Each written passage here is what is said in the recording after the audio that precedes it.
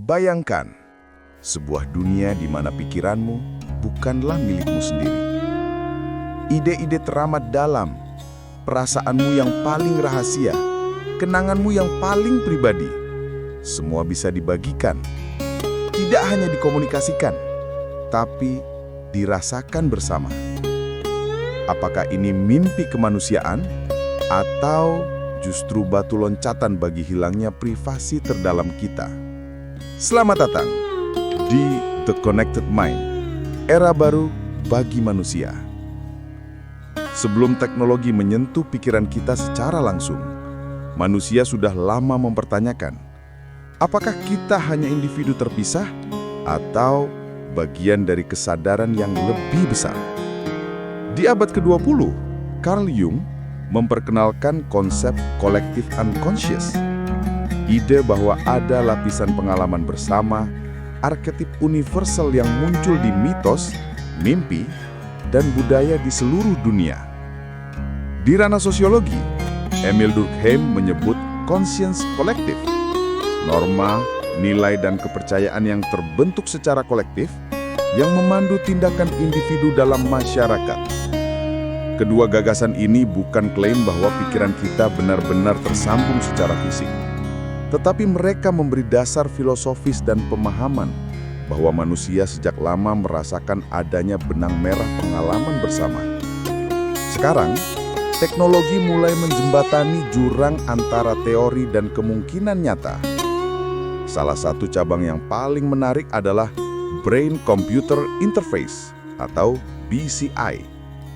Proyek-proyek seperti Neuralink atau riset akademis lain mencoba membaca sinyal otak, menerjemahkannya menjadi perintah digital, atau bahkan memungkinkan komunikasi nonverbal langsung.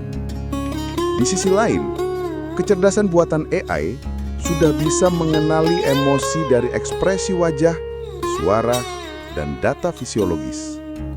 Algoritma-algoritma besar mempelajari pola tidur, pola bicara, bahkan preferensi emosional kita untuk memberi rekomendasi, iklan, atau bahkan memprediksi reaksi kita terhadap berita. Ada pula riset awal tentang telepati teknologi, mentransfer gagasan, gambar, atau sensasi lewat gelombang otak ke otak. Meski teknologi ini masih terbatas, kemajuan cepatnya membuka ruang diskusi.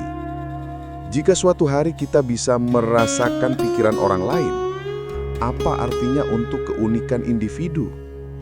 Semua kemungkinan ini membawa potensi besar, tapi juga resiko yang tak kecil. Pertama, privasi pikiran. Jika sinyal otak dapat dibaca atau diakses, siapa yang memegang kendali atas data tersebut? Pemerintah? Perusahaan teknologi? Bila bocor atau disalahgunakan, konsekuensinya bisa jauh lebih berat daripada kebocoran data pribadi biasa. Kedua, kebebasan berpikir.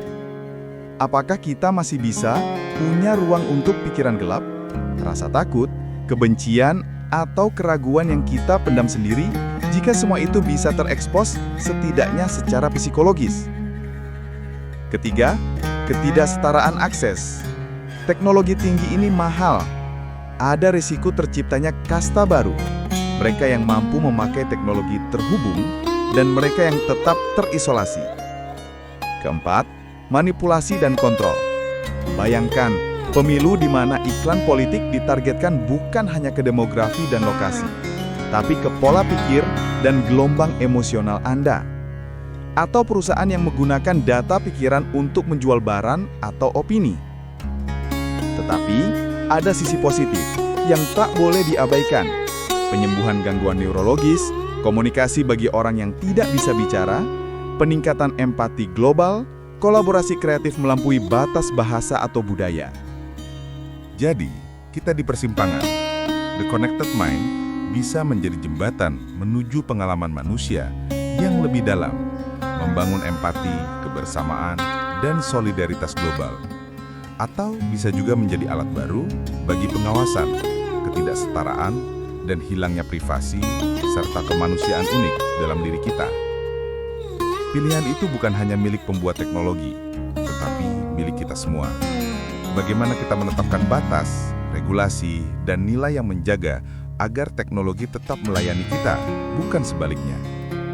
Saya ingin mengajak Anda, yuk bagikan di komentar, apa satu hal Anda takutkan dari era pikiran tersambung ini? Dan apa satu hal yang Anda harapkan? Jika Anda menyukai video ini, bantu tekan like, subscribe, dan aktifkan lonceng notifikasi agar tetap mendapat konten seperti ini.